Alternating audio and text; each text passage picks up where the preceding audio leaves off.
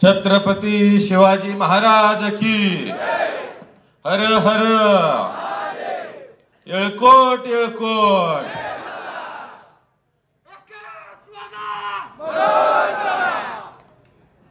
अखंड हिंदुस्थानचं आराध्य दैवत पालीच्या खंडेरायाला या ठिकाणी नमन करतो।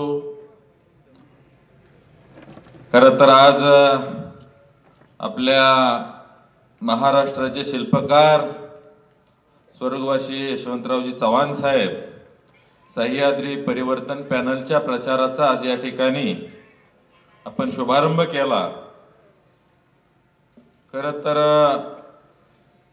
या कारखान्याचं मागच्या 2014 साली इलेक्शन लावलं होतं आणि त्यानंतर मधल्या काळामध्ये 19ला हे सहकार मंत्री झाले। म्हणलं क्षमता नसताना झालेत, आपण कशाला उगीच कारखान्याचं इलेक्शन लावून ताप द्या, म्हणून मागच्या वेळेला इलेक्शन लावलं नाही। परंतु त्यांना असं झालं की आता मी बिनजोडच झालोय आणि जी सहकार मंत्री पदाची हवा डोक्यामध्ये गेली आणि खऱ्या अर्थानं त्यानंतर या सह्याद्री सहकारी साखर कारखान्याला उतरती काळा लागली आणि त्या माध्यमातूनच आज आपण जर बघितलं तर या ठिकाणी टर्म लोन जवळपास 550 कोटी रुपये आज कारखान्याच्या या अकाउंटवर बोजा आहे। जवळपास जे काय एक्सपान्शन यांनी या ठिकाणी केलंय ते 418 कोटी रुपये या ठिकाणी एक्सपान्शन साठी उचललेले आहे आणि 119 कोटी रुपये या ठिकाणी डिस्टिलरीसाठी उचललेले आहे। आज जर आपण बघितलं तर या ठिकाणी पलीकडच्या बाजूला कृष्णा सहकारी साखर कारखाना आहे, फक्त 250 कोटी रुपयांमध्ये आणि फक्त एका वर्षामध्ये त्यांनी या ठिकाणी तो 13,000 मेट्रिक टन पर डे अशा पद्धतीनं तो कारखाना या ठिकाणी उभा केलेला आपल्याला पाहायला मिळेल। अशा पद्धतीनं हा कारभारामधली जर तफावत बघितली तर 2.25 पट किमतीला ज्या ठिकाणी 418 कोटी रुपयाला 11,000चा होणार आहे म्हणतायत, पण आपण जर त्या ठिकाणी ताब्यात घेतला तर तो 13,000 सुद्धा चालवणार, ही अशी परिस्थिती आहे। खरं तर आजच्या या पालीच्या कार्यक्रमासाठी सुरेश तात्या पाटील जे उमेदवार आहेत ते आज या ठिकाणी उपस्थित आहेत। आमचे आबा ज्यांनी आता मार्गदर्शन केलं, वसंतरावजी जगदाळे आबा, महेश बाबा, संपतरावजी इंगवले, मोहनराव माने बापू, निवासराव निकम आप्पा, शंकर काका शेजवळ, व्यंकटप्पा नलवडे, संपतभाऊ जाधव, अनिलजी मोहिते चेअरमन, बाबूराव धोकटे बापू, पैलवान संतोष वेताळ, त्याच पद्धतीनं पैलवान सतीशजी डांगे, शशिकांतजी मोहिते, विठ्ठलराव घोरपडे दादा, वासुदेव माने काका, तसंच आप्पा साळवी, रणजित पाटील नाना, राजेंद्र घाडगे, सचिन बेलागडे, राहुल पाटील पार्लेकर, विकासजी करांडे, प्रदीप पाटील दादा, प्रकाशराव पाटील सुपनेकर, यशवंतराव ढाणे बापू, राहुल गायकवाड, अण्णासाहेब निकम, नवनाथ पाटील, विनायकराव भोसले, विक्रमजी माने, तसंच श्रीकांतजी पिसाळ, दीपक पिसाळ, अतुल शिंदे, तात्यासाहेब साबळे, राजू चव्हाण काका, नयन निकम पैलवान, शहाजीराव मोहिते, रमेशजी मोहिते माजी संचालक, तसंच नंदकुमार पाटील माजी संचालक, बजरंगराव दसवंत, राजेंद्रजी कांबळे, सुनीलजी चव्हाण, विकास अण्णा गायकवाड, गोरे आबा, अधिकराव साळुंके, श्रीकांत पाटील, संतोष पाटील, सुनील नाना काळबोळ, प्रशांतजी भोसले, गणेश खंडायत, प्रशांत दळवी, पंडित भाऊ इंजेकर, सतीशजी इंगवले, सुनील मलवडकर, रणजित पाटील, राजू मोहिते, मुरली शेटपोळ, जयवंत जगदाळे, असे या ठिकाणी बरीचशी माणसं व्यासपीठावर आहेत। खरं तर एवढं मोठं व्यासपीठ असून विरोधकांच्या जर आपण सभा बघितल्या तर व्यासपीठावर आहेत तेवढी सुद्धा माणसं मला कुठंच दिसली नाहीत, म्हणजे ही वस्तुस्थिती आहे। मला आत्ताच आमच्या पत्रकार बांधवांनी या ठिकाणी मेसेज पाठवला, 100% ही गर्दी बघून 6 तारखेला गुलाल आपलाच आहे। आणि या ठिकाणी माझ्या समोर असणारी सर्व मंडळी आहेत ती या ठिकाणी सर्व जवळपास सभासद मंडळी आहेत, कारण इतर वेळेस आपला माहोल फार वेगळा असतो, सभेमध्ये जबरदस्त जान असते, पण आता थोडंसं या ठिकाणी वारस नोंदीच केले नाहीत त्यामुळं तरुणांना इकडे यायला संधीच त्यांनी ठेवलेली नाही. पण 6 तारखेनंतर मी तुम्हाला या ठिकाणी सांगू इच्छितो की जे 8,000 सभासद त्यांनी आपल्या हक्कापासून वंचित ठेवलेले आहेत, त्यांना या ठिकाणी मताचा अधिकार पण त्यांचा काढून घेतलाय आणि बऱ्यापैकी सगळेच अधिकार काढून घेतलेत. परंतु 6 तारखेनंतर 1 महिन्याच्या आत ह्या जे काय 8,000 सभासद या ठिकाणी वारस नोंदी राहिलेले आहेत, या 100% आपण चेहराही न बघता, कोण कुठल्या पार्टीचा न बघता, या ठिकाणी प्रत्येक सभासदाला या ठिकाणी त्याचा मूलभूत हक्क मतदानाचा मिळण्यासाठी 100% आम्ही सगळ्या वारस नोंदी करणार आहे. त्याचबरोबर तुम्हाला सांगतो, हे म्हणतात 95 सालापासून कोणाला शेअर्स दिलेला नाही. त्यांच्या चिरंजीवाला एखाद वेळेला पोटात असतानाच दिलेला असेल, सांगता येत नाही 95च्या.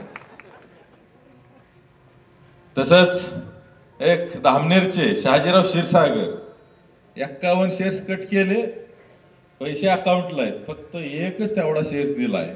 तर मी लय बाकीचं काय बोलत नाही. परंतु मला एक आमची भूमिका आहे की यामध्ये बरेचसे मंडळी आज तात्या असतील, तात्यांच्या घरात नाही म्हणलं तरी 18-20 शेअर्स असेल, माणसं घरात 25 आहेत, पण मतदार जर बघितलं तर 3-4च असतील. पण तात्या या ठिकाणी ज्या वेळेला आपलं संचालक मंडळ या ठिकाणी सत्तेमध्ये येईल, त्यावेळेला ज्या ब्लड रिलेशन मध्ये असेल त्यांना पाहिजे त्याला त्या ठिकाणी, पाहिजे त्या मुलाला, पाहिजे त्या सुनेच्या नावावर या ठिकाणी हायती शेअर्स आपण तयार करून देऊ. कारण एकूण शेअर्सची संख्या 78,000, मतदारांची संख्या आता 32,000 दिसतीये. पण त्या 32,000 सुद्धा जवळपास 2-2.5 हजार सभासद मयत आहेत. 38,000 लोकांच्या नावावर हे संपूर्ण शेअर्स आहेत. वरच्या 6,000 जणांची फक्त कागदपत्र घेतली आणि त्यांचं काय केलं तर मतदार यादीतनं मयत म्हणून नाव काढून टाकलं. पण यांची दानच झाली नाही की या ठिकाणी ह्या सभासदांना हा मूळ सभासद आहे आणि ह्याच्या वारसाला या ठिकाणी आपण अधिकार देणं गरजेचं आहे. अशा पद्धतीनं या ठिकाणी फार मोठ्या प्रमाणावर आपल्या या सभासद मंडळींच्यावर यांनी अन्याय केलेला आहे. खरं तर मी आमदार झाल्यानंतर पहिल्यांदाच पालीच्या या व्यासपीठावर 4 महिन्यानंतर येतोय. आपली स्लोगन होते आमदारकीच्या इलेक्शनला की मी आमदार म्हणजे तुम्ही सगळेजण आमदार. वाटतंय ना सगळ्याला आमदार झाल्यासारखं? आपल्याला हेच अपेक्षित होतं. आज या सभेमध्ये जरी या ठिकाणी आपण प्रचाराचा शुभारंभ करत असलो तरी बरोबर 4 महिन्यापूर्वी याच गावामध्ये, पाल नगरीमध्ये, या खंडोबाच्या नगरीमध्ये, वाळवंटामध्ये आपण त्या ठिकाणी आपल्या विधानसभेच्या प्रचाराचा शुभारंभ केलेला होता. आणि त्यावेळेला आदरणीय देवेंद्रजी फडणवीस आपले मुख्यमंत्री त्या ठिकाणी आलेले होते आणि फार मोठा शुभारंभ वाळवंटामध्ये घेतलेला होता. आज खरं तर मी तात्यांना म्हटलं होतं की आपण वाळवंटातच आज शुभारंभ घेऊया, पण तात्या म्हणले जरा गावातलेच बी ऐकायला मिळालं पाहिजे. ठीक आहे, या ठिकाणी आपण आज पुन्हा एकदा या व्यासपीठावर आलेलो आहोत. परंतु मला कारखाना हा तर विषय आहेच, परंतु सांगायला एक अतिशय आनंद वाटतो की या ठिकाणी मी खंडोबाला स्मरून आदरणीय मुख्यमंत्री देवेंद्रजी फडणवीस साहेबांना सांगितलं होतं, आम्हाला तुमचं आश्वासन नको आहे. आमचा पाल, इंदोली, चोरे पलीकडचा अंधारवाडीपर्यंतचा भाग आजही पाणी पाणी करून टाहो पडतोय. आणि त्या ठिकाणी जी काय पूर्वीची 50 मीटर हेडची योजना झाली, खरं तर त्यावेळेच्या आमदारांनी काय केलं होतं, त्या योजना कशासाठी मंजूर केली होती, आजपर्यंत आपल्या सगळ्यांनाच तो प्रश्न असेल. त्याचं टेस्टिंग झालं, जी योजना बंद झाली ती आज तागात परत चालू नाही झाली. का तर प्रत्येक शेतकऱ्यानं 50 मीटर पर्यंत पाणी नेलेलं आहे. त्या ठिकाणी खरी गरज आहे ते आम्हाला 50 मीटरच्या वर 100 मीटर हेडमध्ये आम्हाला गरज आहे. मागच्या 2 वर्षामध्ये या ठिकाणी दुष्काळ पडला, त्यावेळेला त्या गावांना या ठिकाणी मी माझ्या स्वतः खाजगी टँकरनं स्वतःच्या पैशानं त्या ठिकाणी 4 ते 5 महिने पाणी दिलं. ते या ठिकाणी मी फडणवीस साहेबांना त्यावेळेला सांगितलं आणि मी तुम्हाला या ठिकाणी आम्हाला आश्वासन नकोय, आम्हाला खंडोबाला स्मरून या ठिकाणी शब्द द्या की ही पाल आणि इंदोली उपसा सिंचन योजना मी तुम्हाला 100 मीटर हेडची करून देतो. आणि आज या ठिकाणी येताना आनंद वाटतोय. मागच्या 8 ते 10 दिवसापूर्वी या पाल इंदोली उपसा सिंचन योजनेला त्या ठिकाणी आपल्या राज्याचे जलसंपदा मंत्री आदरणीय राधाकृष्णजी विखे पाटील यांनी खास बाब म्हणून या ठिकाणी मंजुरी दिलेली आहे. आणि मी ठरवलं होतं, आज तो योगायोग आला की जोपर्यंत आपण ह्या पाल इंदोली उपसा सिंचन योजनेची मंजुरी आणत नाही तोपर्यंत आपण पाल गावामध्ये ओपन व्यासपीठ भलं त्याला 4 महिने लागू दे 6 लागू दे, पण या ठिकाणी ज्या दिवशी या योजनेला मंजुरी आणेल त्याच दिवशी या ठिकाणी या व्यासपीठावरून आपल्याला बोलायचं आहे. आज खरं तर फार मोठं या ठिकाणी या विभागाचा पाण्याचा प्रश्न मिटणार आहे. पाल उपसा सिंचन 100 मीटर हेडला जाणार आहे, तसेच इंदोली उपसा सिंचन योजना सुद्धा 100 मीटर हेडला जाणार आहे. पलीकडे चरेगाव पर्यंत त्याचं पाणी जाणार आहे आणि त्या माध्यमातून खऱ्या अर्थानं आमचा हा शेतकरी सुकावला जाणार आहे. आज माझा जाणून बुजून त्यांच्यावर म्हणजे या ठिकाणी आरोपच आहे की त्यांनी जाणून बुजून या भागाला पाण्यापासून वंचित ठेवलं, कारण एकेकाळी यांच्या घरातील राजकारणाला या मंडळींनी काही दिवस विरोध केला होता आणि तो मनामध्ये ठेवून आजपर्यंत खऱ्या अर्थानं त्यांच्यावर अन्याय करण्याचं काम आणि पाण्यापासून वंचित ठेवण्याचं काम त्यांनी या ठिकाणी केलं. कारण मागच्या 5-6 महिन्यापासून आम्ही सुद्धा त्या कामावर लक्ष दिलेलं आहे. त्या ठिकाणी संघर्ष समिती स्थापन झाली, त्यांचा सुद्धा पाठपुरावा त्या ठिकाणी होता. परंतु ज्या वेळेला इथं मुख्यमंत्र्यांनी शब्द दिला आणि खऱ्या अर्थानं मी त्या प्रत्येक अधिकाऱ्याला सुद्धा सांगितलं, याच्यात आता परत काय क्युरीज काढत बसू नको. आमच्या फडणवीस साहेबांनी खंडोबाच्या साक्षीनं आमच्या लोकांना शब्द दिलाय आणि खऱ्या अर्थानं अधिकाऱ्यांनी सुद्धा अतिशय चांगलं सहकार्य केलं. पण मला त्यांनी त्यावेळेला एक सांगितलं, मी म्हणले ह्या 8 वर्ष झाले जलसंपदा विभागाच्या कुठल्या ना कुठल्या पदावर आहे, पण तुमचा बहादर आमदार मला 8 वर्षात कधी दिसला नाही, कधी त्यानं पाल इंदोलीचं नाव काढलं नाही का, त्याचा कुठला प्रतिनिधी सुद्धा कधी माझ्याकडे आला नाही की आमची पाल इंदोली मंजूर करा. पण तुमच्यामध्ये जे काय या ठिकाणी काम करून घेण्याची किंवा जे काय तुम्ही या ठिकाणी जे काय फॉलोअप घेताय त्यामुळं हे काम मला करून द्यावंच लागणार आहे. आणि पॉझिटिव्हली फाईल त्या ठिकाणी जलसंपदा मंत्र्याकडे गेली, त्या फाईलची सही झाली, खासबाब म्हणून या ठिकाणी हे काम मंजूर झालं. आज हनबरवाडी योजना पहिल्या टप्प्यातलं पाणी निघालं, धनगरवाडीचं परवाच गायकवाडवाडी गोसाईवाडीमध्ये पाणी पूजन केलं. आज हे म्हणले 3.5 महिन्यामध्ये हे पाणी निघालं का? अहो मला एक सांगा, तुम्ही 2014 साली या ठिकाणी युतीचं सरकार आलं आणि ह्या युतीचं सरकार आल्यानंतर या ठिकाणी आम्ही खऱ्या अर्थानं चंद्रकांत दादा त्यावेळेला या विभागात लक्ष देत होते, पाठपुरावा केला. ज्या ज्या वेळेला या ठिकाणी संधी मिळेल त्या वेळेला पैसे आणले आणि खऱ्या अर्थानं ज्या वेळेला हे महायुतीचं सरकार आलं त्याला फार मोठ्या प्रमाणावर आम्ही गती लावली आणि ते पाणी ह्या 3.5 महिन्यामध्ये आता धनगरवाडीचं पाणी निघालं. पुढच्या टप्प्यासाठी 22 कोटी रुपये मी त्या ठिकाणी आणलेले आहेत आणि ते पाणी सुद्धा येणाऱ्या जून-जुलै महिन्यापर्यंत आपण काढणार आहे. आज हनबरवाडीचं सुद्धा मी कालवा पाणी वाटप समितीची मीटिंग होती. खरं तर कालच आपल्याला इथं हा शुभारंभ घ्यायचा होता, पण आज उन्हाळ्याचे दिवस आहेत, इलेक्शन माझ्यासाठी तेवढं महत्वाचं नाही. आज प्रत्येक माणसाला या ठिकाणी उन्हाळ्यामध्ये पाणी मिळलं पाहिजे. आज शेतामध्ये एक पाणी जर चुकलं तर संपूर्ण वर्षाचं घातलेलं कष्ट त्या ठिकाणी वाया जात असतं. त्यामुळं काल त्या मीटिंगला गेलो, त्या मीटिंगमध्ये विषय काढला, हनबरवाडी योजनेला सुद्धा 100 कोटी रुपयाचा दुसऱ्या टप्प्याला लागत आहे. त्याची सुधारित प्रशासकीय मान्यतेची फाईल सुद्धा आपण या ठिकाणी जलसंपदा मंत्री विखे पाटलांच्याकडनं त्याच्यावर सुद्धा सही झाली. आता ते अर्थ विभागामध्ये फाईल गेली आणि लवकरच या ठिकाणी त्यासाठी सुद्धा 100 कोटी रुपये आणतोय. आज पाल इंदोली उपसा सिंचन योजनेला सुद्धा लागणारा निधी आहे, त्याचा सर्वे या ठिकाणी लवकरच चालू करतोय आणि तीही योजना कसल्याही परिस्थितीत 6 महिन्याच्या आत टेंडर काढायचं माझं नियोजन आहे. आज सातारा तालुक्यामध्ये उरमोडी उजव्या कालव्यावर गणेशवाडी उपसा सिंचन योजनेचं मागच्या 8 दिवसापूर्वी 50 कोटीचं टेंडर ओपन झालेलं, फ्लॅश झाले. ते येणाऱ्या 8-10 दिवसामध्ये टेंडर ओपन केलं जाईल, त्याची वर्क ऑर्डर काढली जाईल आणि ते काम सुद्धा 50 कोटीचं या ठिकाणी लवकरच चालू होईल. त्या ठिकाणी तिथंच समर्थका उपसा सिंचन योजना आहे, आमची काशीळ उपसा सिंचन योजना आहे, ती सुद्धा आज शेवटच्या टप्प्यात आहे मंजुरीसाठी. आणि आज आपल्याला एक अतिशय नागझरी वगैरे त्या भागातली मंडळी आलेले आहेत. मला आनंद वाटतोय सांगायला की टेंबू योजनेचं जे शामगाव आणि राजाच्या कोरल्यासाठी जे काही आता आपण मध्ये शामगावसाठी पाणी आरक्षित केलंय, त्या योजनेला मी कालच कपोले साहेबांच्याकडून 40 लाख रुपये त्या ठिकाणी सर्वेसाठी मंजूर करून घेतलेले. त्याचा सर्वे सुद्धा या ठिकाणी सुरू होईल.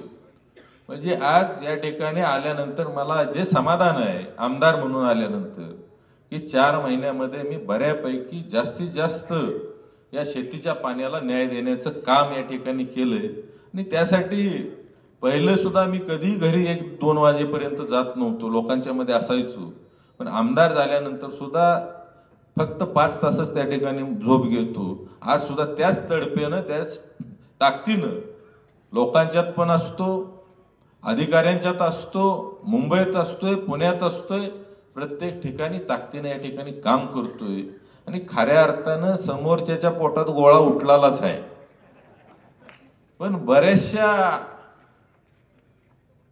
जवळच्या मंडळींच्या बी पोटात गोळा उठल असं वाटलं नव्हतं. मला शाबासकी देतील, आमदार चांगलं काम करताय म्हटले असते.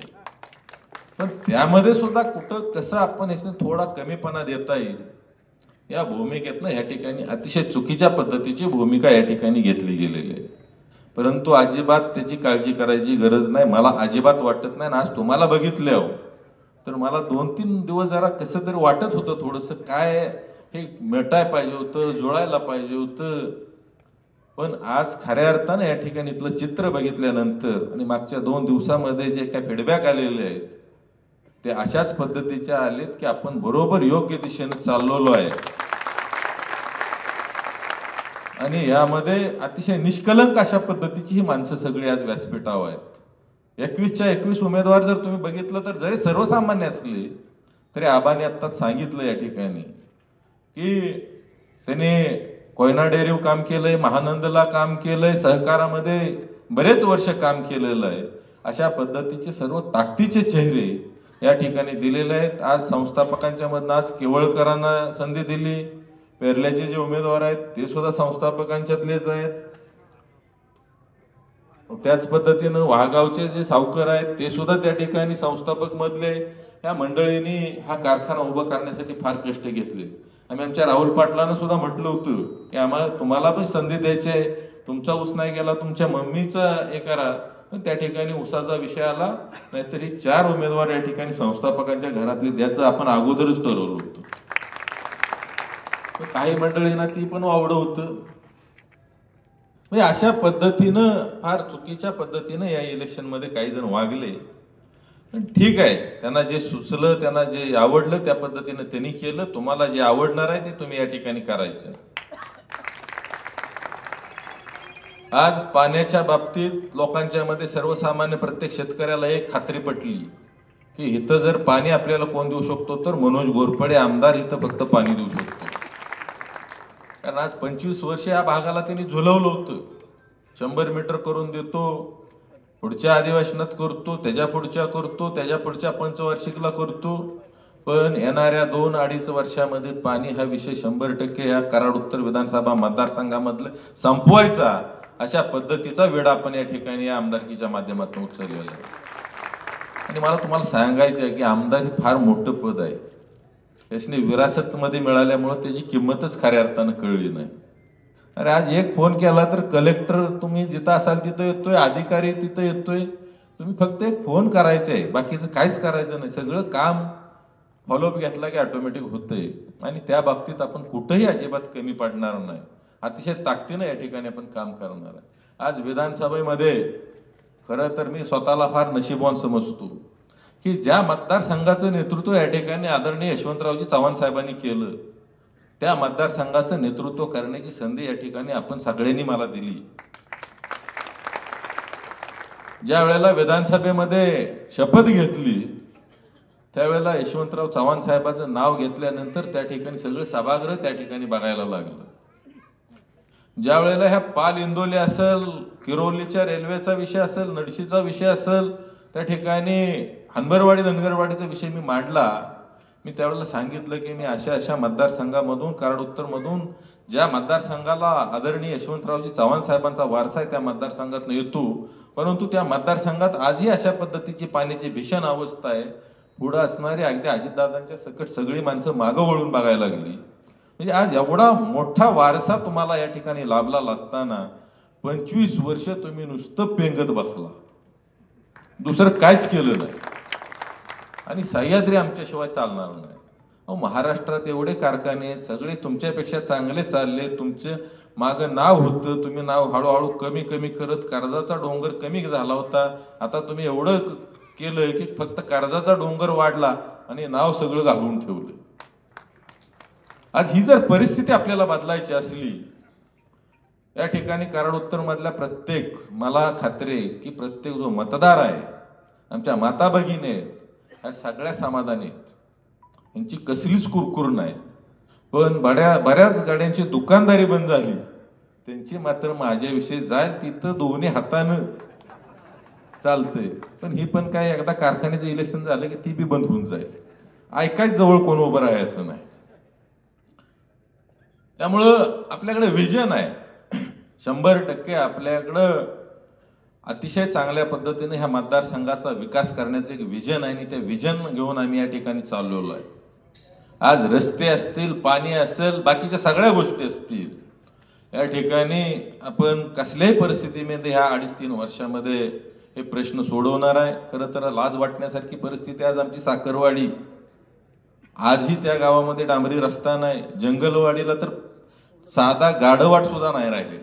आज ती कामं सुद्धा आपण पहिल्यांदा या ठिकाणी हातामध्ये घेतोय. पाटणच्या बाजूनं रस्ते आहेत आणि आमच्या बाजूनं नाहीत. दुर्गम तालुका म्हटलं जातं पाटण. म्हणजे अशा पद्धतीनं तुम्ही 25 वर्षामध्ये काय केलं?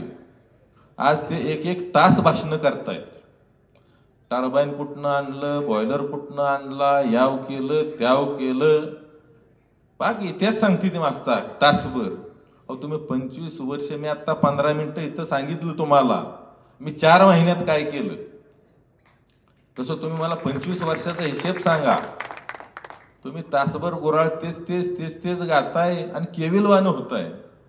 जरा 2 दिवस जरा टकळाई आली आहे, पण ती जास्त दिवसाची टकळाई नाही. तुम्हाला सांगतो, आज गेली त्यांची टकळाई सगळी पालीची साबा बघून. त्यांना वाटत होतं आता आजपर्यंत मी जसं 10 वर्ष मागची झोपून काढली तिरंगीत, पण ह्या तिरंगीचा फायदा त्यांना होणार नाही.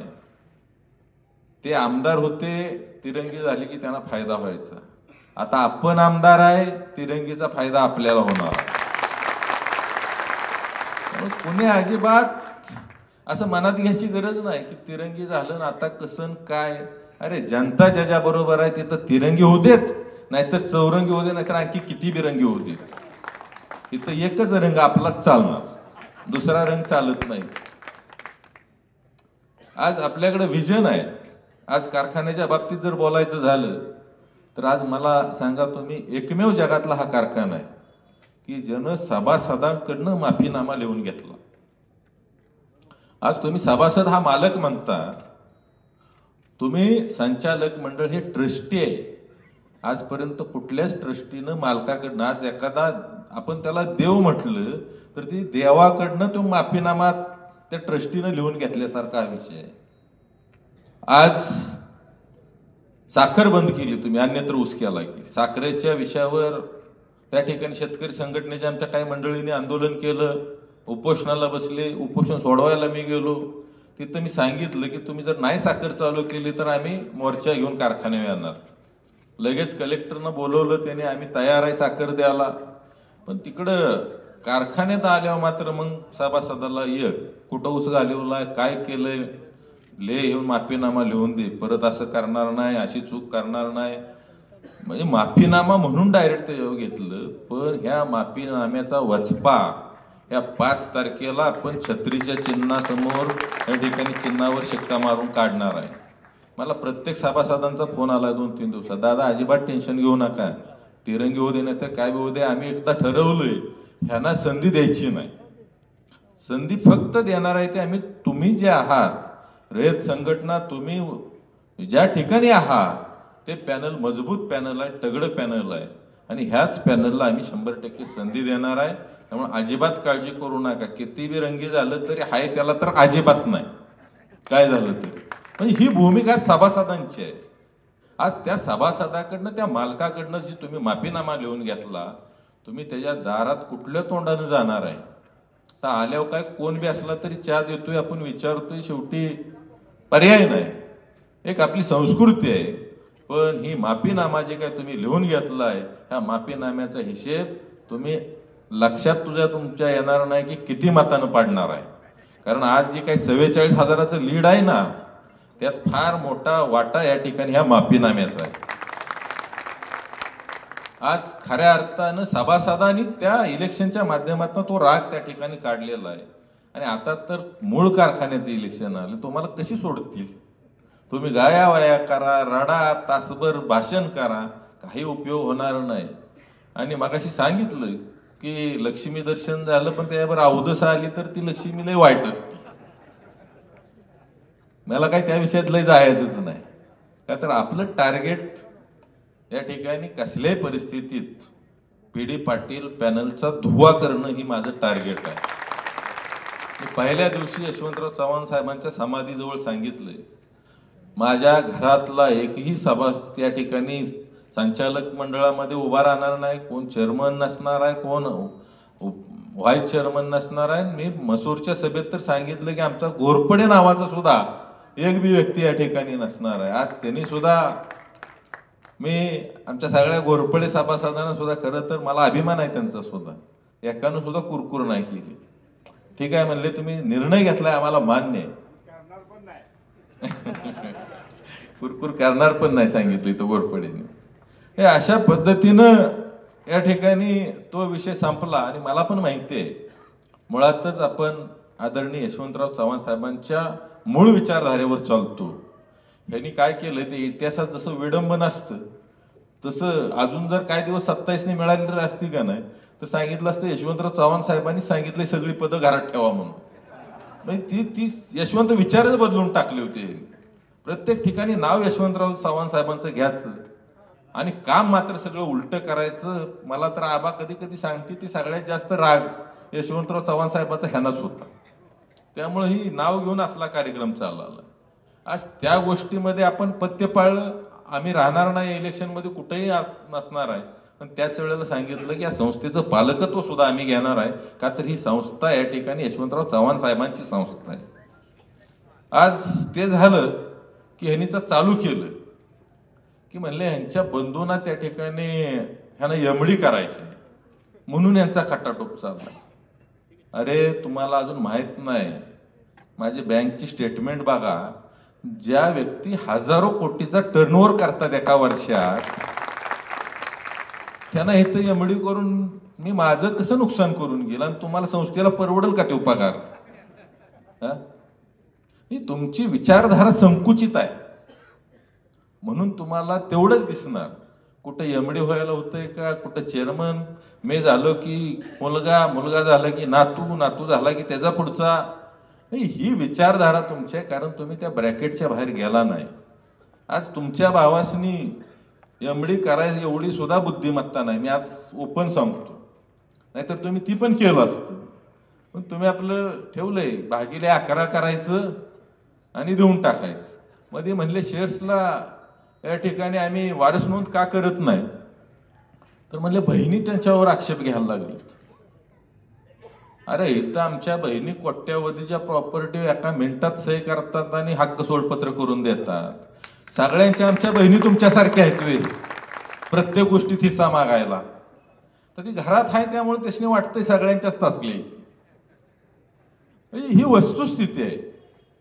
आज या ठिकाणी आज जमिनी नावावर झाल्यात, 20-20 वर्षात सातबारे सगळे तयार झाले आणि तुमचा शेअर्स काय असा काय 10-15 कोटीचा आहे, ती सगळी त्याच्यावर तुटून पडले. ती हो शेअर्स मला पाहिजे, तुला पाहिजे. अरे दे ना 5-5 जर शेअर्स आहे तर 5 भावांच्या नाव करून द्या, काय अडचण आहे, आम्ही करून देणार आहे. त्याला सुद्धा दानत लागते. पण तुमच्या डोक्यात काय हळूहळू आता ही 38 वरनं 30 वर आलाय, 30 वरनं 20 वर आणायचं, 20 वरनं एक वर आणायचं. अरे पण हे एकटं मालक व्हायचं हे असं होत नाही. इथं आता आमदार कोण आहे? कोणाला सुट्टी नाही, लक्षात ठेवायचं. तिरका चालला की मग जास्त मी बोलत नाही, कारण ती निमसोडमध्ये मला परवा दिवशी काही जण म्हणले, अहो ती माझी आमदार आलेली म्हणली लय रगील आहे म्हणली आमदार. मी म्हणलं त्यांच्यासाठी रगील आहे, तुम्हाला वाटलो का रगील कोणाला इथं? म्हणजे ही परिस्थिती आहे आणि सगळा अपप्रचार ह्यांनीच करायचा. मी ज्या वेळेला तिकडे कारखाना काढला त्यावेळेला म्हणले होणार आहे का तिथं कारखाना, राहील का उभा, कारखाना काढणं एवढं सोपं आहे का? अरे ते तुम्हाला सोपं नाही, मला ती सहज आहे. मी 11 महिन्यात उभा करून दाखवलं. ज्या दिवशी कुदळ मारले 11व्या महिन्यात साखर काढली. ते झालं की म्हणले हे जिल्हा परिषदला निवडून येतील का? 17ला भरपूर विरोध करून बघितला, तरी बी सगळी डोक्यावरून टाकली जिल्हा परिषद सदस्याला. परत म्हणले की आमदार होणं काय सोपं आहे का? हे आमदार होतील का? त्यावेळेला 24ला फिरून डोक्यावरून टाकली.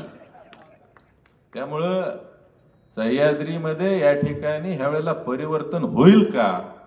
तर 1,00,000% करून दाखवणार. आणि जे जे बोललोय ते केलंय. ह्या पाल नगरीमध्ये येताना सुद्धा आज आलोय ना, ते पाल इंदोली 100 मीटर हेड करूनच इथं आलोय. त्यामुळं उद्या पुन्हा इथं पाल नगरीत येताना गोलाल घेऊनच येणार आहे, हे 100% ठरलेलं आहे. त्यासाठी या ठिकाणी आमच्या खंडोबानं आम्हाला 100% आशीर्वाद दिलेला आहे. आज जर आपण बघितलं तर बऱ्याच लोकांना शेअर्सची गरज आहे. मी मगाशी सांगितलं की 5-5, 7-7 शेअर्स आहेत. द्या ना तुम्ही, काय फरक पडतो? संमती दिली, वाढवून टाका. नवीन लायबिलिटी काय वाढते ते आम्ही 100% करून दाखवू. आज ऊस दराच्या बाबतीत आज तुम्ही एवढा कर्जाचा बोजा करून ठेवलाय, 700 कोटीपर्यंत बोजा आहे सगळा मिळून. परंतु तरी सुद्धा या ठिकाणी कितीही कर्जाचा बोजा असला तरी ती फेडण्याची धमक आपल्यामध्ये. आज मला नितीन काका म्हणले तुम्ही कारखान्याच्या नादाला लागलाय, पण अशी परिस्थिती आज 10 कोटी सुद्धा उभे करू शकत नाही तुम्ही नवीन कर्ज. एवढं कर्ज करून ठेवलेलं आहे. काकांना म्हणलं, काका म्हणले 5-50 कोटीची तयारी असली तर ह्या नादाला लागा, नाही तर आमच्या झोपा गेल्या ती तुमच्या झोपा जातील. काका अजिबात टेन्शन घेऊ नका, 100 कोटी लागलं तरी आणाय तेवढी पत आहे माझ्याकडे. त्यामुळं त्या बाबतीत अजिबात तुम्ही काळजी करू नका म्हणलं. आज सगळी मंडळी या ठिकाणी काकांची बरोबर आहे. उद्याच्याला कुठंतरी फुसकी सोडणार, काका माझ्याबर, अमुक माझ्याबर, तमुक माझ्याबर. इकडं असलं की म्हणायचं तिकडची माझ्याबर, तिकडं असलं की इकडची माझ्याबर. विधानसभेला दाखवून दिले सगळ्यांनी की कुणीकडची त्यांच्या बरोबर आहे. आज सगळे आपल्या बरोबर आहे. 100% लोकांना आपलं काम आवडलेलं आहे. आज मोफत साखरेचा जर विषय बघितला तर आपण थोडंफार कधीतरी चर्चेतनं म्हणत होतो की आम्ही बाबा कृष्णेसारखी मोफत साखर देणार. जसं आमदारकीला पडलं, मागच्या वर्षी बघितलं तुम्ही 7ची 10 केली. इसने वाटलं काय हे आपली पंधरकीत कोण येणारच नाही. पण ज्या वेळेला आमदारकीला पडलं की लगेच फुकट साखर झाली. म्हणजे आज ही का केली फुकट? इतक्या दिवस तुम्हाला परवडत नव्हते, मग इतक्या दिवस तुम्ही आमच्या हक्काच्या साखरेचे पैसे खाल्ले, असंच म्हणावं लागेल. आज आपण ज्या वेळेला या ठिकाणी सत्तेत येऊ त्यावेळेला एप्रिल महिन्यात त्यांनी जे डिक्लेअर केलंय ना, ते आपणच हे आपलं संचालक मंडळ साखर फुकट देणार तुम्हाला सांगतो. आज ऊस वेळेत नेण्यासाठी 100% चांगलं आपण नियोजन करू. आज तुम्हाला 7,000 कारखाना चालवताना सोनेऱ्याच्या टोळ्या 1,500च्या आणाव्या लागतात. म्हणजे तुम्ही 11,000 म्हणता, तुम्ही कसं 11,000 चालवणार आहे? पण इथं आम्ही दुष्काळात सुद्धा 6,000 कारखाना चालू होतो. इथं 12,000 कृष्णा काठाव चालवणं म्हणजे फार सोपा विषय आहे. लय अवघड नाही. कंपाऊंडपासून ऊस आहे. आज ट्रॅक्टर गाडी मोठ्या प्रमाणावर या ठिकाणी यंत्रणा भरली पाहिजे तेवढी यंत्रणा देता येईल. फेब्रुवारीच्या पुढं कसल्याही परिस्थितीत म्हणजे फेब्रुवारी महिन्यात सुद्धा अडसाली गेला नाही पाहिजे, ह्याचं आम्ही 100% नियोजन करू. आणि त्यामध्ये सुद्धा जर काही या ठिकाणी शेतकऱ्यांना आज बघतो आपण सोमेश्वर वगैरे, आज तुम्ही तर 3200 डिक्लेअर केला तर त्या शेतकऱ्याला फेब्रुवारी नंतरच्या 3300 द्यायला तुम्हाला काय अडचण आहे? त्यामध्ये कारखान्याचा पण फायदा आहे, शेतकऱ्याचा पण फायदा आहे. त्या ठिकाणी आम्ही फेब्रुवारी नंतरच्या ऊसाला 100% 100 रुपये एक्स्ट्रा दर या ठिकाणी आपल्याला देऊ. कामगारांच्या बाबतीत जे काही आमच्या कामगार नेत्यांनी इथं मांडलं, तसंच आमच्या राहुल पाटलांनी इथं मांडलं की या ठिकाणी कामगारांच्यावर फार मोठ्या प्रमाणावर अन्याय होतोय. आता ही सांगतायत त्यांना, उद्या जर सत्ता बित्ता जर बदलली तर या ठिकाणी तुमच्या नोकऱ्या जातील. पण या ठिकाणी मी त्यांना सांगू इच्छितो, तुम्ही अगदी ह्या इलेक्शनमध्ये आमच्या विरोधात जरी पळाला तरी तुम्हाला कुणालाही कामावरनं या ठिकाणी काढलं जाणार नाही, ही या ठिकाणी आम्ही शब्द देतो आपल्याला. त्याच पद्धतीनं आज काय काय मंडळी तर पाया भरायला होती पण ती शेवटपर्यंत परमनंट झाली नाहीत. पण आम्ही जो पात्र कामगार आहे त्या प्रत्येक पात्र कामगाराला या ठिकाणी 100% परमनंट करू. आणि मला खात्री आहे की मला या सह्याद्री कारखान्यातल्या 95% कामगारांनी मतं दिलेली. आणि त्यांनी ठीक आहे, त्यांनी घरातल्या घरात सांगितलं असेल, पाहुण्याला सांगितलं असेल, लय बाहेर गेली नाही ती. पण ह्या वेळेला कारखान्याला त्यांनी सांगितलं ह्याचा करेक्ट कार्यक्रम लावतोय, कारण तुमच्या ताब्यात कारखाना आल्याशिवाय या ठिकाणी आमचं बी काय भलं होणार नाही. ह्यांनी जसं आजपर्यंत कराड उत्तर विधानसभा मतदारसंघ मागास ठेवला तीच परिस्थिती आज आम्हाला कारखान्यामध्ये त्यांनी केलेली आहे. त्यामुळे मी प्रत्येक कामगाराला या ठिकाणी 100% सांगू इच्छितो की कसल्याही परिस्थितीत या ठिकाणी कामगारांचं हित, शेतकऱ्यांचं हित, सगळ्यांचं, वाहतूकदारांचं हित या ठिकाणी जोपासलं जाईल. आज जर वर्षामध्ये जर एखाद्या वाहतूकदारानं जर धंदा केला तर इतर कारखान्यापेक्षा ह्याच्यामध्ये किमान 1.5 लाख रुपये त्याला या ठिकाणी कमी मिळतात. तो वाहतूकदार कोण आहे तर तो आपलाच सर्वसामान्य शेतकरी आहे. अशा पद्धतीनं या ठिकाणी ह्यांनी जे काय चालवलेलं आहे हे 100% ह्या प्रत्येक गोष्टीचं सोल्युशन आपल्याकडे आहे. आपण त्यासाठी अतिशय मायक्रो प्लॅनिंग या ठिकाणी केलं. ज्या दिवशी विधानसभेचं इलेक्शन झालं त्यानंतर 7 दिवसानं हा सगळा अभ्यास आपण चालू केलेला आहे. कारण आज लोकांनी मला त्यावेळेला सुद्धा सांगितलंय, जसं या ठिकाणी आता तुम्हाला इथं आम्ही आमदार म्हणून बदल करणार आहे, इथला आमदार बदलून टाकणार आहे, तसा ह्या कारखान्यामध्ये तुम्ही आम्हाला बदल करून दिला पाहिजे, तो आम्हाला तुम्ही शब्द दिला पाहिजे. ही भूमिका सर्वसामान्य सभासदाची आहे. का तर या ठिकाणी त्याशिवाय बदल केल्याशिवाय या ठिकाणी सर्वसामान्य शेतकऱ्याचं जीवनमान उंचावलं जाणार नाही. आज ऊसाच्या बाबतीत सुद्धा मगाशी त्यांनी सांगितलं नोंदीतच फेरफार केले जातात. आम्ही 7 दिवसाची नोंद ऑफिसलाच लावून टाकू, आपल्या व्हॉट्सअपला टाकू, त्यात कोणीही कसलाही बदल करू शकणार नाही. आणि जे राजकारण वगैरे ऊसाच्या बाबतीत केलं जातं अजिबात केलं जाणार नाही. लवकरात लवकर सगळा ऊस संपवण्याचं नियोजन केलं जाईल.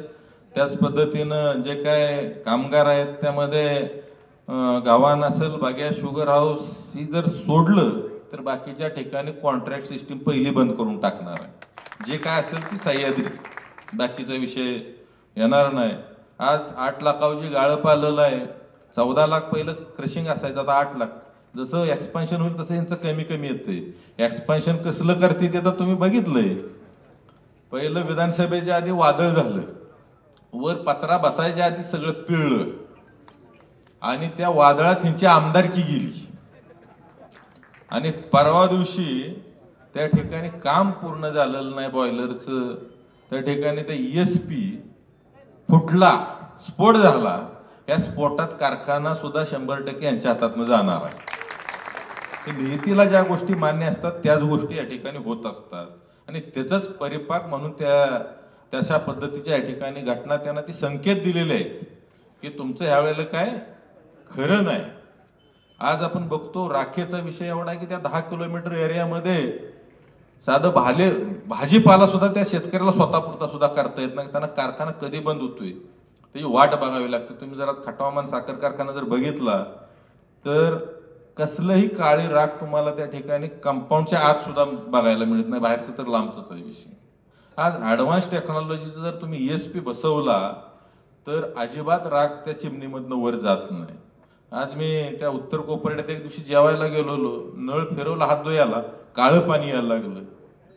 म्हणले तुम्हाला दाखवायसाठीच आज आम्ही बोलवलो तो जेवाय, बाकीचं काय विषय नाही. आणि ह्या राखतनं सुटका आमची तुम्हीच करू शकता. कारखान्याला पहिल्यांदा ह्या वेळेला पॅनल टाका आणि ह्यांचा कार्यक्रम करून टाका. बाबा म्हणलं ती काय फार मोठा विषय नाही, ESP म्हणजे अगदी काय असा लय मोठा विषय नाही, 6-7 कोटीचा तर विषय आहे म्हणलं. पण म्हणले आमच्या नाकात बी राख आहे, कपड्यावर बी राख आहे, सगळंच राख आहे, सगळे राख करायचं काम आमचं ह्यांनी केलंय. तर ह्यांना ह्या वेळेला आम्ही काय कसल्याही परिस्थिती सुट्टी देत नाही. आपण त्या ठिकाणी अभिवचन देतो ज्या दिवशी हा कारखाना आमच्या संचालक मंडळाच्या ताब्यात येईल त्यावेळेला ह्या कारखान्याचे जे काही ESP आहेत ते आम्ही 100% बदलून देऊन हा राखेचा जो विषय आहे तो कायमस्वरूपीचा या ठिकाणी निकाली काढू.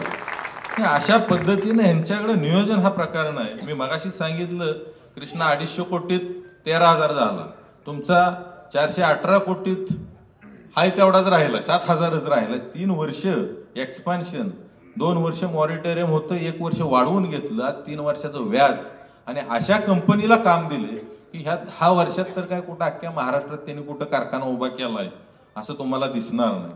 3 वर्ष जर एक्सपान्शनला लावताय तर आज तुमची कॅपॅसिटी काय, तुमची कॅलिबर काय, तुम्ही त्या काय क्वालिटीचं काम केलंय, ती ESP फुटलाय त्यावरूनच तुमच्या सगळ्यांच्या लक्षात येतंय. त्यामुळं ह्या सगळ्या गोष्टीवर आपल्याकडे 100% सोल्युशन आहे का, तर आज आपण माळरानावर त्या ठिकाणी खटावमान कारखाना चांगल्या पद्धतीने चालवून, फक्त आमच्याकडं जो ऊस येतो तो 12-13 महिन्याचा ऊस आहे, त्या ऊसाला आम्ही 3,051 रुपये दर दिलाय. आणि ह्यांनी गेल्या वर्षी किती 3100 रुपये दर दिला, तो 20 महिन्याच्या ऊसाला दिलाय. मला जर असला ऊस जर दिला ना तिकडे खटावमानला न्यायला, तर मी इथनं नेऊन तुम्हाला 3500 रुपये दर देईन. इथं तर काय कर्जाचा बोजा उतरल्यावर काय लय अवघड गोष्ट 3500 रुपये दर देणं ही नाही. पण ह्यांची परिस्थिती अशी आहे की 10-11 कुटुंब चालवायची, रोज सकाळी पंपावर गाड्या एकामागे एक 10-12 लागते ती डिझेल भरायला. उद्या ही जर संस्था गेली का नाही, मासा तडपडल्या तडपडतील तुमच्या माहिती. का तर घरात ह्यांच्याकडे भांडी घासायला सह्याद्रीचा कामगार, कुत्रं फिरवाय सह्याद्रीचा कामगार, यांच्या रानात पाणी पाजाय सह्याद्रीचा कामगार, शेण काढा यांच्या गोठ्यात सह्याद्रीचा कामगार. अहो ही जरी कामगार नुसतं काढलं ना तर 100-125 कामगार एका झटक्यात या संस्थेला बोजा कमी होईल. आज आमचा एक पण संचालक असा नाही की चल म्हणणार घरी बाबा आमच्याकडे स्वयंपाक करायला. सगळ्यांच्या बायका बिका सगळं जिथले तिथं आहे, काय अडचण नाही. त्यामुळं विनोदाचा भाग सोडा.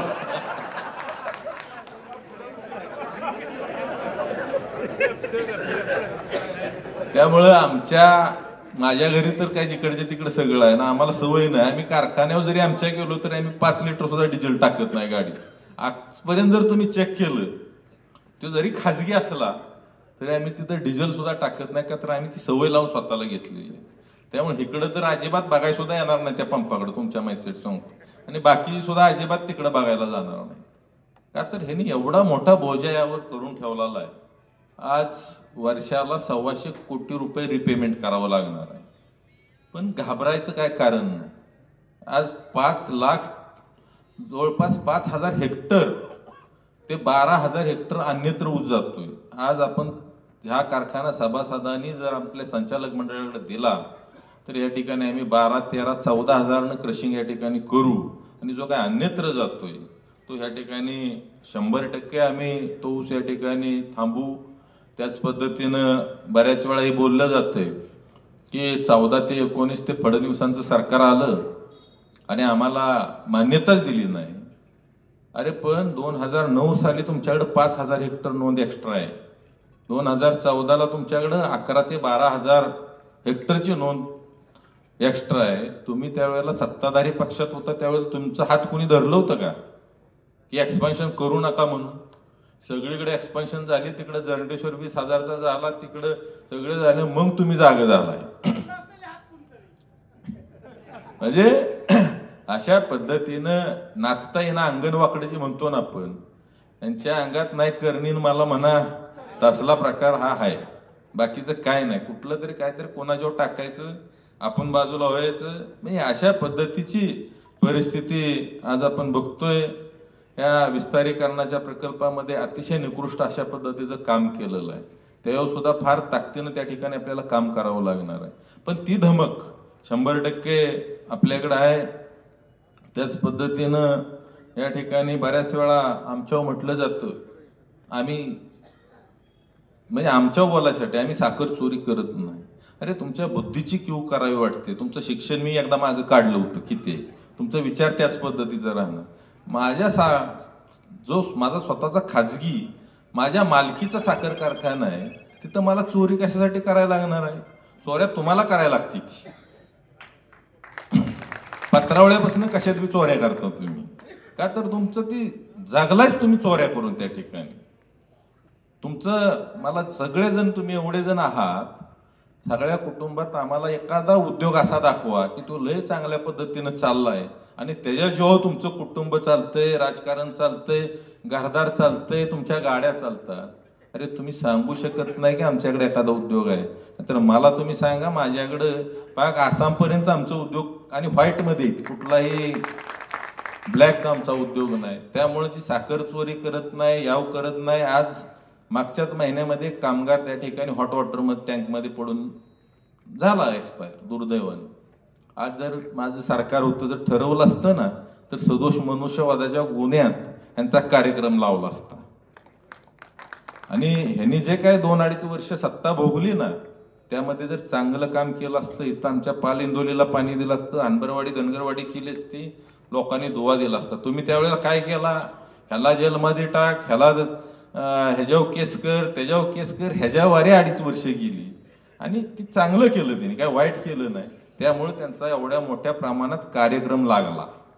नियत कुणाला कधी सोडत नाही. आणि अशा पद्धतीची प्रवृत्ती या ठिकाणी यांच्या त्याच पद्धतीनं या ठिकाणी जर आपण बघितलं तर आमच्या कारखान्यामध्ये आम्ही 15 दिवसाच्यात पेमेंट देतो. मार्च महिन्यात जर कारखाना चालू असला तर 25 तारखेला गेलेल्या ऊसाचं 28 तारखेच्याच पेमेंट देतो. आणि आज आम्ही गेल्या वर्षी 3051 दर दिला, तुम्ही 3100 दिला. प्रत्येक सभेत सांगता हे 2800 दर देते, आता 2800 देणारी वेगळी येते, पण ती उगीच आमच्यावर येत आहे ना, ती सांगणं गरजेचं आहे, क्लिअर करणं मला गरजेचं आहे. आम्ही 3051 दिला आणि ते पण 15 दिवसाच्या आत.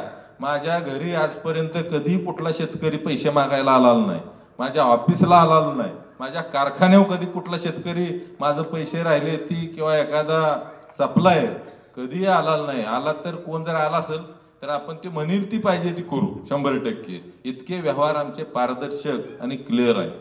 आज आम्ही जी ताटमानेनं या ठिकाणी समाजामध्ये असतो त्याला कारण ते आहे. या ठिकाणी आज आपण जर बघितलं तर बऱ्याच वेळा यांच्या बाबतीत जर बोलायचं झालं तर ह्यांना असं वाटायचं की कधीच ह्या कराड उत्तर विधानसभा मतदारसंघाला बदल हा कधीच घडणार नाही.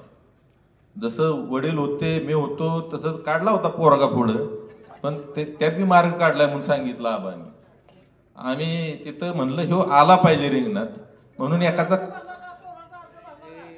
एकाचा करेक्ट कार्यक्रम केला का, तर म्हणलं आता तरी येईल रिंगणात, पण तरी पण रिंगणात आलं नाही. पण केलाय म्हणले त्यांनी, ते नियोजन केले, पण ते नियोजन उपयोगाचं नाही. इथं सत्ता आपली असल्यावर तिथं कोण येतो फिरकायला आणि चालून देतो कोण तिथं. म्हणजे ही 100% परिस्थिती आहे. आज कामगारांच्यावर त्यांच्या चिरंजीवाने एवढे अन्याय केलेले आहेत, म्हणजे कथाच कथा होतील, रात्रभर सांगितले तरी कमी पडतील, अशा पद्धतीची या ठिकाणी परिस्थिती आहे.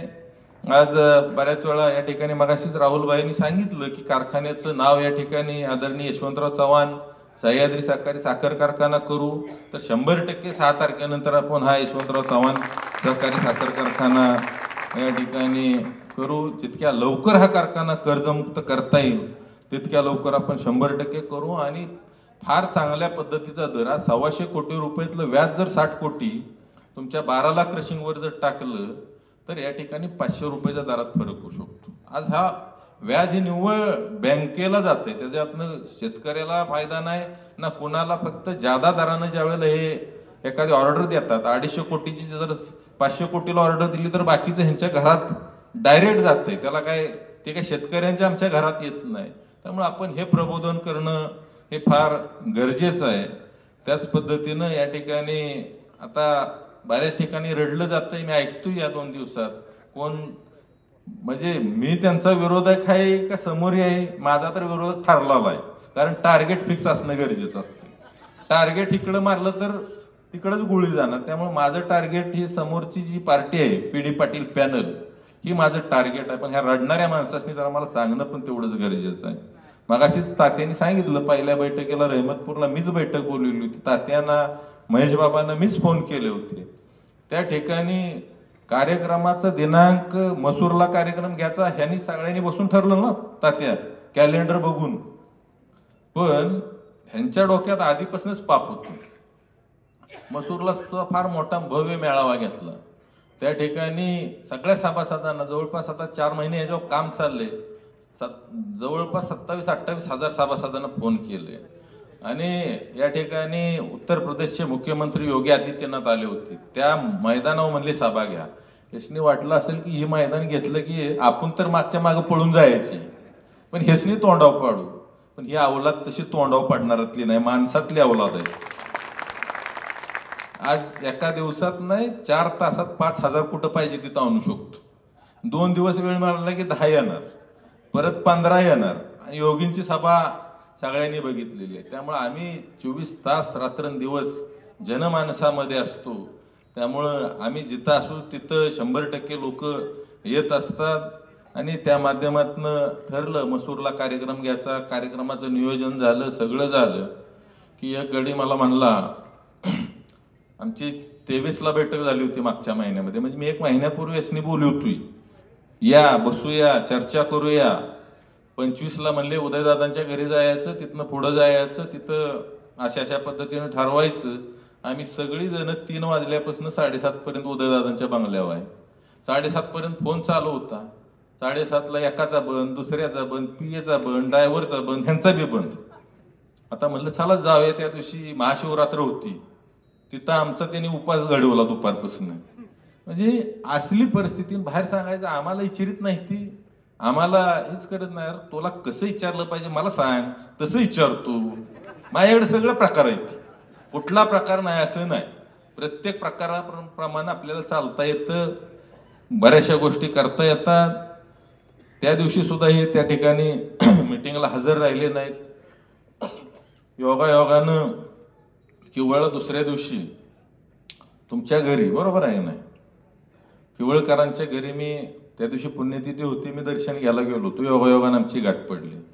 म्हणलं तुम्ही फार बिझी आहे. म्हणलं मी आमदार झालो पण तुम्ही फार बिझी आहे. म्हणलं तुम्हाला वेळ नाही, माझ्याकडे वेळ आहे का, तर मी दिवसच करताना जरी 24 तासाचा असला तरी त्यातला 21 तास माणसात असतो.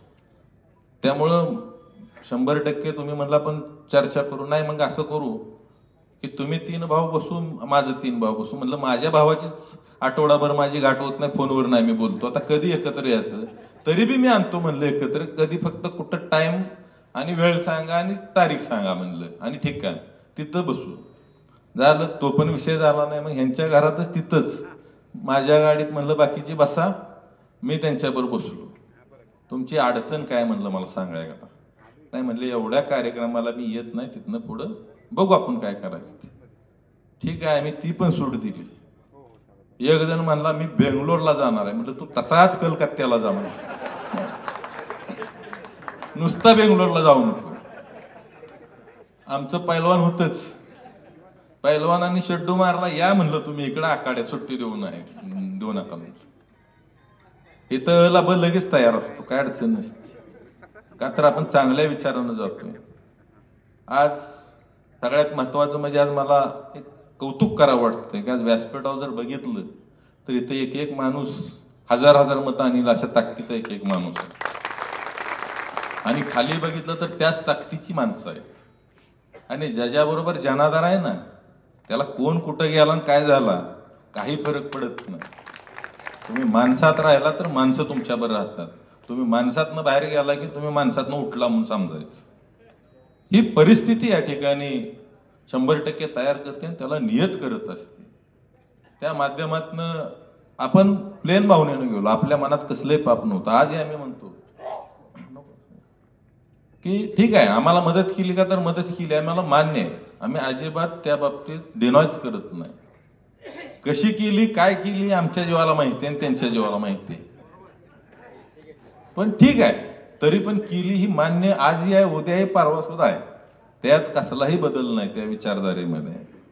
आणि बऱ्याच वेळा बोललं जातं त्या दिवशी नाही आले मिटिंगला तरी चांगला मेळावा झाला, लोकांनी सांगितलं इलेक्शन लढलं पाहिजे, या ठिकाणी शेतकऱ्याला न्याय दिला पाहिजे, ह्या सगळ्या गोष्टी झाल्या. आणि त्यानंतर सारखंच म्हणलं जातं या ठिकाणी आम्हाला विचारत नाहीत, आम्हाला बोलवत नाही. तर तुमच्या मागं तिकडं अख्खं मंत्रिमंडळ चालवायचा विषय, माझ्याकडे काय फक्त कराड उत्तरचा मी आमदार आहे. त्यामुळे माझ्याकडे वेळ आहे, तुम्हाला कधी असेल त्यावेळेला सांगा. पण मी बघितलं त्या विधानसभेपासून बसलं पाहिजे आणि मिटवलं पाहिजे, बसलं पाहिजे आणि मिटवलं पाहिजे. अरे काय मिटवायचं एखादा कळू दे तरी, म्हणजे मिटवा येते. म्हणजे आज सांगितलं पाहिजे माझ्या पोटात इथं दुखतंय, बरोबर तिथंच मग ऑपरेशन करता येईल, औषधानं कशाने बरं करता येईल. पण ही जी काय प्रवृत्ती आहे इथं आम्हाला बदनाम केलं तर आम्ही सोडणार नाही. आम्ही या ठिकाणी आमच्यावर कसलाच शिंतोडा नाही. जे काय उडले असतील ते राजकारणात, त्यामुळं तसला कोणाचा फालतू लाड इथं 100% केला जाणार नाही. बरोबर आला आम्ही सर्वसामान्याच्या वाकून पाया पडतो आज सुद्धा. पण जर एखादा लय कोण मोठा झाला असेल ना त्याचा बी जिरी होतो, सुट्टी देत नाही. ही पहिल्यापासून आमच्या रक्तातच आहे. त्यामुळं चांगलं वागाल, 100 पट चांगलं वागू, त्याच पद्धतीचा रिझल्ट देऊ. आज मी इतका लोकांच्यात असतो, जनता दरबार कुणी घेतले का, आता निवळ मी इलेक्शन आहे, परत आणखी त्या अधिकाऱ्यांच्या मागे कोणतरी झंगाट लावेल म्हणून थोडं शांततेत आहे. झालं इलेक्शन की 6 तारखेपासून परत जनता दरबार चालू. आपण जनतेत आहेच. रोज किमान 1000 माणसांनी भेटल्याशिवाय मला बी झोप लागत नाही. आणि आज असं सांगा मला की कुठल्याही माणसानं सांगावं की एखाद्या वेळेला बाबा मला भेटायचे आहे आणि मला भेटता आलं नाही, कारण मी मुळातच एजंटची टीमच सगळी ब्रेक केलेली आहे. माझ्याकडे एजंटच नाहीत मुळात. आहेत ते जीवाभावाचे कार्यकर्ते आहेत, जीवाभावाचे नेते आहेत. आणि मी फार असं नसतं की माझ्या घरी आलं पाहिजे. खालच्या कार्यकर्त्यांपूर्वीची पद्धत माहिती आहे तुम्हाला. एक सेनापती आहे, ते सेनापतीच्या घरी जायचं, पहिली त्याची वेळ गेला 8 दिवस, तिथनं ह्यांची वेळ मिळायला 8 दिवस, तोपर्यंत इकडं पाक 12वा 13वा बी झालेला असायचा सगळा. पण इथं डायरेक्ट कनेक्शन आहे. मी कधी नंबर सुद्धा सेव्ह आहे का नाही बघत नाही. येईल तो नंबर उचलतो, कारण आपल्याला काय कुठला बी नंबर आला तरी काही टेन्शन नाही कसलं. कुणी बी फोन करू दे, रातच्या 12ला करू दे, 2ला करू दे, मी 100% फोन बऱ्यापैकी उचलतो. कधी कार्यक्रमात असलं, गाडीत बसलं की रिटर्न फोन करत असतो. त्यामुळं वेळ जर सर्वसामान्य माणूस सुद्धा म्हणू शकत नाही की आम्हाला वेळ दिला नाही, विचारलं नाही, बोलवलं नाही. 100% आपण कोणी असलं, आणि मी कधीच नवीन जरी कोण माझ्याकडे आलं तर मी कधी त्याला विचारत नाही तुझं गाव कुठलं, तुझी पार्टी कुठली, मत कोणाला दिलं. आणि एवढं खंडोबाच्या आशीर्वादाने चांगलं झालंय की मला प्रत्येक गावात 60% मतं मिळालेली आहेत, त्याच्यावरच आहे. त्यामुळं ती उगीच चिठ्ठी घ्यायची, मग किती मतं दिली ती, किती पैसे देऊ, असलं काही हिशेबच ठेवायची गरज ठेवलेली नाही. देवाने सुद्धा आपल्याला भरभरून दिलेलं आहे. उद्याच्या इलेक्शनमध्ये सुद्धा आहे ना 5 तारखेला भरभरूनच छत्रीवर सगळं मिळणार आहे. आणि चांगला फरक. मागच्या वेळेला आपण म्हणतो मी 5 ते 7 हजार नाही मी निवडून येऊ, मग तिरंगी झालं. मला बी वाटलं कालपर्यंत की यार एखादा 2,000 कमी होईल. पण मी आज आपल्याकडे सगळ्यांच्या चेहऱ्यावर बघितलं, परत आज सांगतो मी 5 ते 7 हजारांच निवडून येणार. त्यात कसला सुद्धा त्या ठिकाणी अजिबात बदल 100% होणार नाही. आणि शेवटचंच आपल्याला या ठिकाणी सांगतो की ज्या वेळेला आमची शेवटची बैठक झाली, 3 वाजता फॉर्म काढायचे होते, काही संबंध नाही काय नाही. 1:30 वाजता कोण उठून गेलं तेवढं तुम्ही फक्त माहिती घ्या. बऱ्याच जणांनी माहिती. अरे अजून 1.5 तास आहे वाटाघाटी करायला, तुला कुठली पाहिजे घे, ही घे, ती घे. अगदी 8-9 सीटा देण्यापर्यंत आम्ही तयारी केली. पण एखाद्याला ती म्हणते ती का नाही, त्या दिशेनंच जायचं नसलं तर वेगळ्या पद्धतीनं जायची भूमिका घेऊन या ठिकाणी आला होता. मला बी काय बरंचसं बोलता येईल, पण मी बी आज लय कंट्रोल करतोय, का तर एवढ्यावर झालं नाही, आपल्याला अजून बरंचसं काय पल्ला मारायचे आहे. आणि या ठिकाणी बऱ्याच वेळा मला सुद्धा सांगितलं जायचं असं करणं गरजेचं आहे. आपल्याला कराड तालुक्यातलं एखादं नेतृत्व काढलं पाहिजे आणि त्या नेतृत्वाच्या मागं आपल्याला कारखान्याचं इलेक्शन त्याच्या नावावर केलं पाहिजे. अरे मी कधीच म्हणलेलं नाही कुठला सातारा तालुका माझा आहे, कराड लांबचा आहे, कोरेगाव लांबचा आहे. मला साताऱ्यानं 17,000चं लीड दिलं आणि ह्या कराडने 19,000चं लीड दिलं. आणखी काय दिलं पाहिजे? अरे सर्वसामान्य जनतेनं कधी वेगळं पण केलेलं आहे. आज यशवंतरावजी चव्हाण साहेब सातारा लोकसभा मतदारसंघात निवडून यायच्या आबाने आत्ता सांगितलं.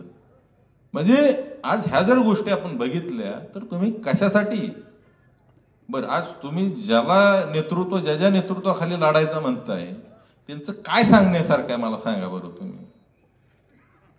एक गडी काय म्हणला की सह्याद्रीची दुकानदारी मध्यापूरमधून चालून देणार नाही. अरे ती तुझ्यासाठी दुकानदार आहे, आमच्यासाठी ते सहकार मंदिर आहे, मंदिर.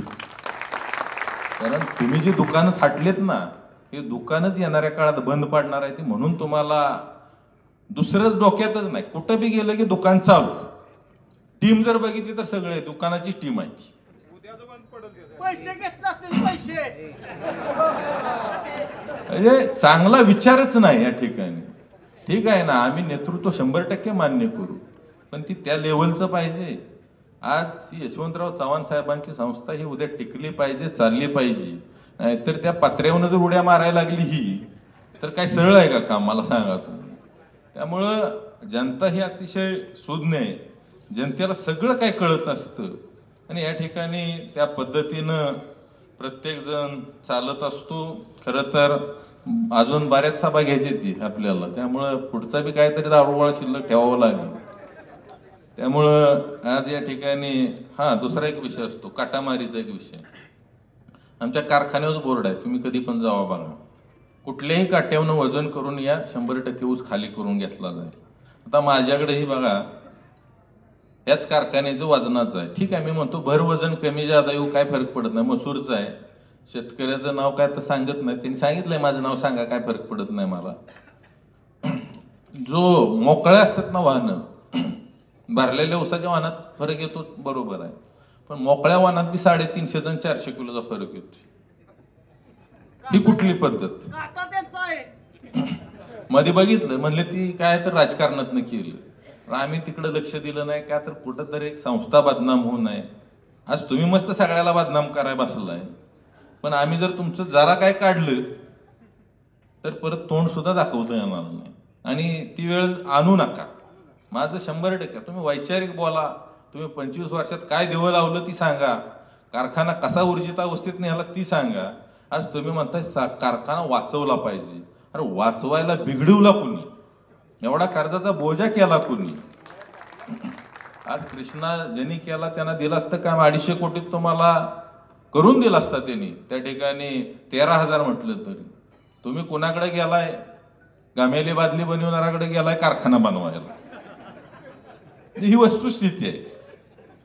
आणि तुम्ही आता सांगता इथं टर्बाईन असलं बनवलं, ती 50 साली यावं नाही. अरे काय करायची ती मागचं? आजचं बोल, बाकीचं काय बोलायची गरज नाही. आज काय देवं लावलं, काय झालं ती सांगावं.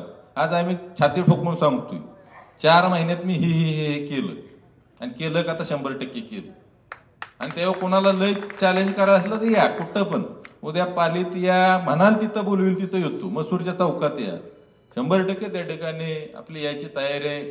सांगील मागल त्या प्रश्नाचं उत्तर द्यायची 100% तयारी आहे. का तर आमच्या मनगटात तेवढं दम आहे आणि या ठिकाणी कष्ट करण्याची ताकद आहे.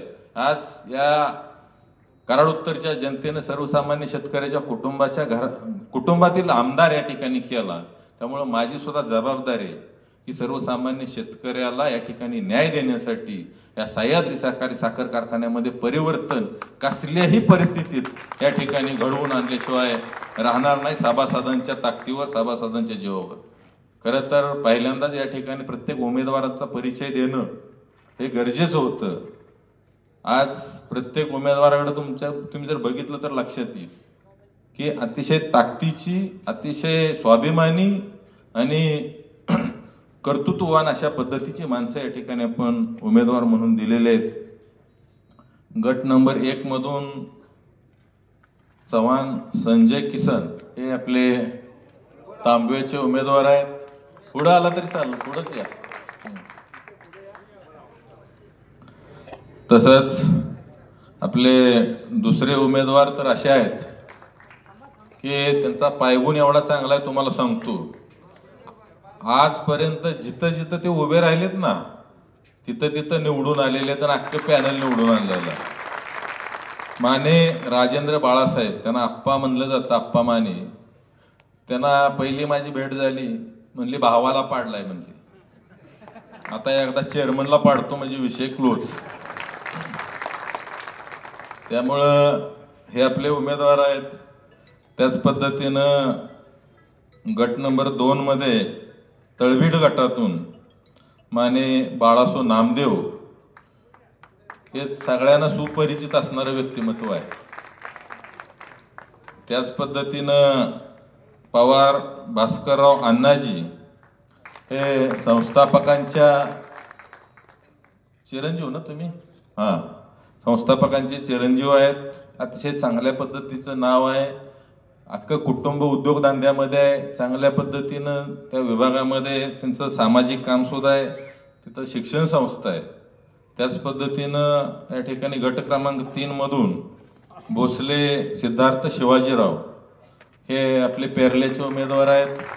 त्यांचेही वडील संस्थापक होते, म्हणजे संस्थापकांच्या घरातील ते सुद्धा आहेत. माणसाविषयी मी सगळीकडे माहिती घेतली गावामध्ये आजूबाजूला. सिंगल माणसानं वाईट नाव कोणी म्हणलेलं नाही. त्याच दिवशी आहे म्हणलं हे फायनल.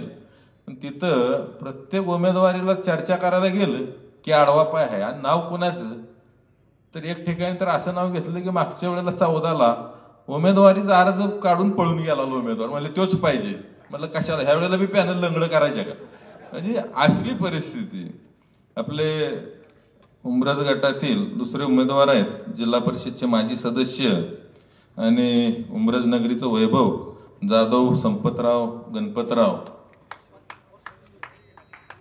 त्याच पद्धतीनं आपल्या पालनगरीचे सुपुत्र आणि जे या ठिकाणी सह्याद्री कारखान्याच्या परिवर्तन पॅनलचे उमेदवार पाटील सुरेश बाजीराव.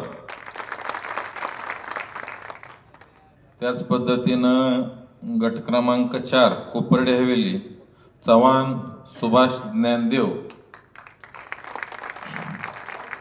तसंच दुसरे उमेदवार पाटील राजन शंकर. त्याच पद्धतीनं पिसाळ भिकू विठोबा. तसंच गट क्रमांक 5 मसूरमधून जगदाळे वसंतराव शंकरराव. 50 वर्ष जवळपास सहकारामध्ये काम केलेलं असं एक आदरणीय व्यक्तिमत्व या ठिकाणी वसंतराव आबांच्या माध्यमातून आपल्याला या ठिकाणी लाभलेलं आहे. तसंच पारगावचे गोरेगावचे कदम श्रीमंत किसन. त्याच पद्धतीनं आपल्या केवळचे संस्थापकांच्या घरातील साळुंके अशोकराव विठोबा हे या ठिकाणी उमेदवार आहेत. तसंच माने सुखदेव बापूसो रहमतपूर गटातील वाठार गटातील उमेदवार आहेत. माजी नगराध्यक्ष रहमतपूर नगरपालिका. तसंच मोरे राजेंद्र कुमार संपतराव हे तारगाव नगरीमधील एक सामाजिक कार्यकर्ते आहेत. तसंच मुळे संजय दत्तात्रय. पालीचं जाव आहे ते, मला ही ओळख माहित नव्हती, म्हणजे हाय दोन्हीकडनं बी चालतंय चांगलं. तसंच मुळे संजय दत्तात्रय वाठार किरोलीचे आहेत. त्याच पद्धतीनं अनुसूचित जमातीमध्ये प्रतिनिधी थोरात शामराव पांडुरंग आपल्या शेजारचे हेगोनोळेचे आहेत. या ठिकाणी त्यांचं सुद्धा चांगलं काम आहे. तसंच महिलामधून पाटील उषा सुभाष या बेळगावच्या आहेत. त्यांचं सुद्धा घराला चांगल्या पद्धतीचा सामाजिक वारसा आहे. तसंच यादव नंदा तानाजी कडेगावच्या आपल्या उमेदवार आहेत. तसंच नांदगावचे देशमुख विठ्ठल तुकाराम. तरुणांना पण संधी दिली पाहिजे म्हटलं, त्यामुळं सगळ्या वयाचे अगदी पण असं म्हणा की 28 पासून 78 पर्यंत या ठिकाणी आपल्याकडे सगळ्या क्रायटेरियातल्या आहेत. कारण काय आहे, लय तरुण घेतली तरी बी थांबायचं कुठं कळत नाही. त्यामुळं थोडंसं सगळ्या पद्धतीचं सगळे प्रकार आपण या ठिकाणी घेतलेलं आहे. तसंच पवार बाळासो किसन हे आपल्या सुरली नगरीचे आहेत. म्हणजे अशा पद्धतीनं एक अतिशय चांगल्या पद्धतीचं दमदार अशा पद्धतीचं पॅनल या ठिकाणी आपण उभं केलेलं आहे.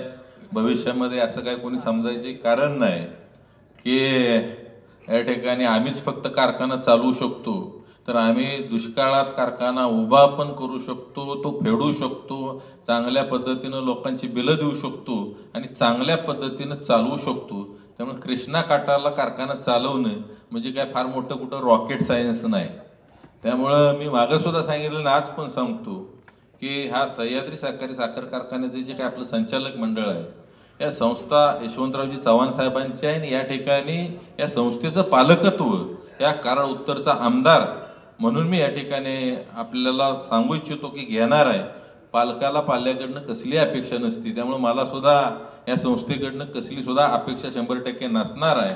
आणि येणाऱ्या 5 तारखेला आपलं चिन्ह छत्री आहे जी सगळ्याला सावली देते. इथून पुढच्या काळामध्ये सर्व आपल्या सभासदांना सावली देणारी छत्री हे चिन्ह आपण प्रत्येकाला या ठिकाणी सांगायचे आहे. आणि सगळ्यात महत्त्वाचं, तुम्ही तर मतं देणार आहे, पण आपले पाहुणे नातेवाईक सगळ्यांची मानसिकता यावेळेला अशीच आहे की आपल्याला इथं बदल करायचे. ती मानसिकता फक्त ढळून देऊ नका, हाय अशी ठेवा. 100% इथं परिवर्तन होणार आहे. तिसऱ्या बिसऱ्याच्या नादाला कोण लागणार नाही ही मला सुद्धा खात्री आहे. त्यामुळं आजच्या सभेत नाव घेतलं, परत एखाद्या वेळेला इथनं पुढे त्यांचं नाव सुद्धा घेणार नाही ही या ठिकाणी आपल्याला सांगतो. अतिशय चांगल्या पद्धतीनं आज मोठ्या संख्येनं आपण या ठिकाणी उपस्थित राहिला त्याबद्दल आपल्या सगळ्यांचं हार्दिक असं स्वागत करून हा आज कार्यक्रम संपला असं या ठिकाणी जाहीर करतो. जय हिंद, जय महाराष्ट्र. धन्यवाद दादा.